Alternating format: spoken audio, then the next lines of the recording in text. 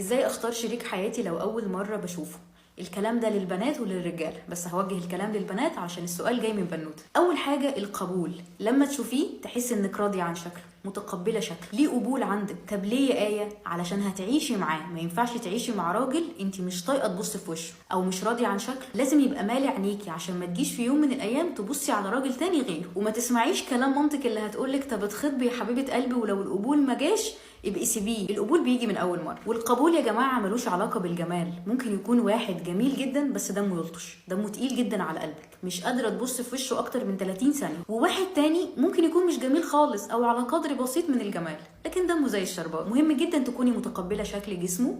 ما تقوليش تخين بس هخسسه مع الوقت، رفيع قوي بس هتخنه مع الوقت. لا، روح على حد مناسب ليكي من البدايه. ما تبقاش عارف انها بتصاحب ولاد وتقول لا بس مع الوقت هخليها تبطل صحوبيه. روح على واحده مناسبه ليك من البدايه. بلاش تقعوا في فخ التغيير، لان محدش بيتغير الا لو هو عايز يتغير. وحتى لو هم من جواهم عايزين يتغيروا، في الاول وفي الاخر الطبع بيغلب التطبع وبتبقى رحله شاقه جدا. تاني حاجه التوافق الفكري او الانجذاب العقلي. وانتوا قاعدين بتتكلموا كده مع بعض، اتكلمي في كل حاجه. اتكلمي في السياسه، اتكلمي في الدين، اتكلمي في الكوره، اتكلمي في الفن.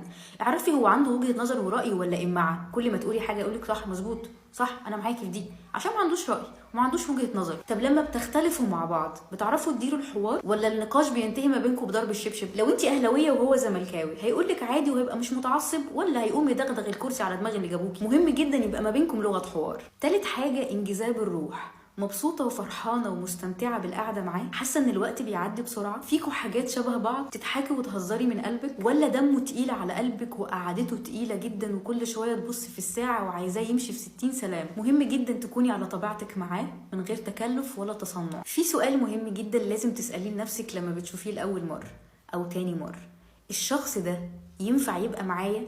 يعني انا متقبلاه زوج، ولا ينفع مثلا قريب، ينفع زميل شغل، ينفع صاحب، ينفع حد معرفة كده من بعيد؟ مهم جدا السؤال ده. سؤال كمان مهم جدا: الهدف من الجواز. في بنات بتبقى شايفة الجواز انا لما اتجوز هلف العالم، كل يوم مع جوزي هنلف بلد شكل، او حتى لو مش هنسافر بلاد لكن هنخرج اكيد. كل يوم هنخرج ولا كل يومين؟ ده تفكيرها عن الجواز. بتيجي البنت دي بقى تقابل واحد تفكيره عن الجواز عايز يرجع الساعة 2 الظهر او 5 العصر، جايب بطيخة، ياكل أكلة حلوة، يلبس هدمة نظيفة، ينام نومة مريحة وخلاص على كده. فمهم جدا تشوفي هل نظرتك عن الجواز متوافقة مع نظرته عن الجواز ولا انتوا الاتنين مختلفين تماما. وده فخ كبير جدا ناس كتير قوي بيقعوا فيه وبيقضوا مرحلة الخطوبة لفلفة وهدايا ودباديب وبينسوا الأهم. لازم تسألوا بعض وانتوا مخطوبين أو قبل الخطوبة. وانا بشوف بصراحة ان دي بتبقى في أول القعدات: انت مستني ايه من الجواز؟